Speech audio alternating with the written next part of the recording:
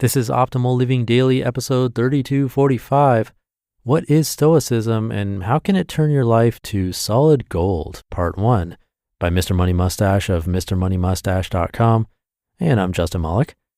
Happy middle of the week Wednesday. Welcome to one of the only podcasts in the world where articles are narrated to you for free. A little bit of positivity every day, which adds up after time. Sometimes I read longer posts that I split up into two, and that's the case today. I'll read the first half today and then finish the rest tomorrow. So with that, let's get right to part 1 and start optimizing your life. What is Stoicism and how can it turn your life to solid gold? Part 1 by Mr. Money Mustache of MrMoneyMustache.com. A few weeks ago, I got a really interesting email from a guy in Norway that said something like, "Hey, Mr. MM, what you're preaching is pure stoicism with a great twist and perception on today's world. I love it." Stoicism, I asked. You mean like the Stoics in Shakespearean plays that show no emotion of any sort? That doesn't sound quite right to me. But it turns out I had fallen into a common misconception. The clever Norwegian pointed me to a book on the topic, which I immediately checked out of the library and read completely. It's called A Guide to the Good Life, The Ancient Art of Stoic Joy. From reading the book, I learned that Stoicism was actually a shockingly advanced old philosophy that found many followers in ancient Rome. Although it has fallen widely out of favor in modern life, people in today's society would probably identify the central ideas as hardcore Mustachianism. Stoicism, in short, is a series of mental techniques and ways of life that allow you to decrease and then virtually eliminate all negative emotions, such as anger, fear, anxiety, and dissatisfaction, while simultaneously building up a tide of pure joy inside you that eventually starts to make you jump around and boogie at unexpected moments and occasionally shout out, "Ah, yeah," as discreetly as possible to yourself when the joy overflows. Sounds pretty good, doesn't it? But over the past few years, this is exactly the transformation that has been happening to me.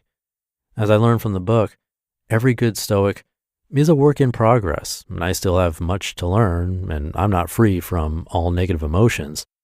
But compared to a normal person, things are getting pretty unusually joyful up in here. So let's see what it's all about. The core of the philosophy seems to be this: to have a good and meaningful life, you need to overcome your insatiability.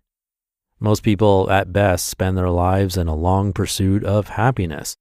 So today's successful person writes out a list of desires, then starts chasing them down and satisfying the desires. And the problem is that each desire, when satisfied, tends to be replaced by a new desire. So the person continues to chase. Yet after a lifetime of pursuit, the person ends up no more satisfied than they were at the beginning. Thus, they may end up wasting their life. The solution, the Stoics realized, is to learn to want the things you already have rather than wanting other things. The most interesting technique that will help you achieve this is negative visualization. For example, suppose that you currently have a good working set of eyes. Imagine carefully what it would be like to live your life as a blind person. You'd have to work very hard to rearrange your life to remain functional. Learn Braille, take special precautions when walking around town and when cooking eggs at home, etc. But in the end, you could surely survive and even become happy again if you were blind. But now, open your eyes. Surprise, you have this bonus of sight. Wow, you were already doing just fine in your blind life, but now you have working eyes too? What an incredible life. You're truly blessed with more than you even need. It turns out that if you practice negative visualization on a regular basis, you learn to both appreciate your current life much more and to be mentally prepared in the event of any changes in your life as well, like loss of health, fortune, a loved one, etc. You've replaced negative emotions with satisfaction and even joy. The next great trick is the one that allows you to eliminate anxiety about the present and the future. That can be done by separating your worries into things you can control and things you can't. Some people worry endlessly about politics and world events, so much that it affects their ability to lead a happy life, even when in reality, world politics barely even affect their lives here in the cushioned and prosperous rich world.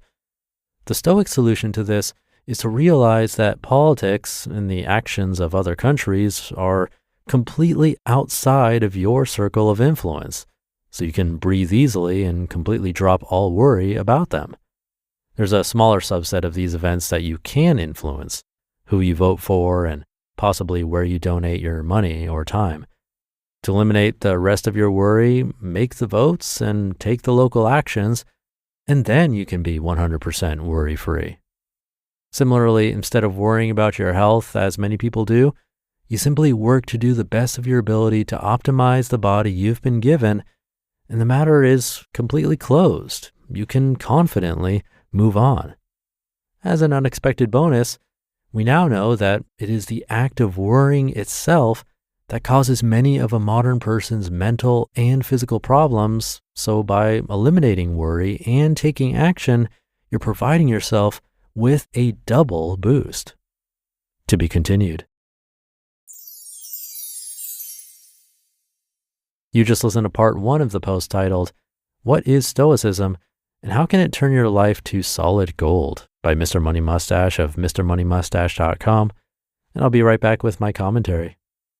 Thank you to Mr. Money Mustache, who, not surprisingly, mostly talks about money, so he's frequently narrated over on Optimal Finance Daily. You can check out that show for a lot more from him.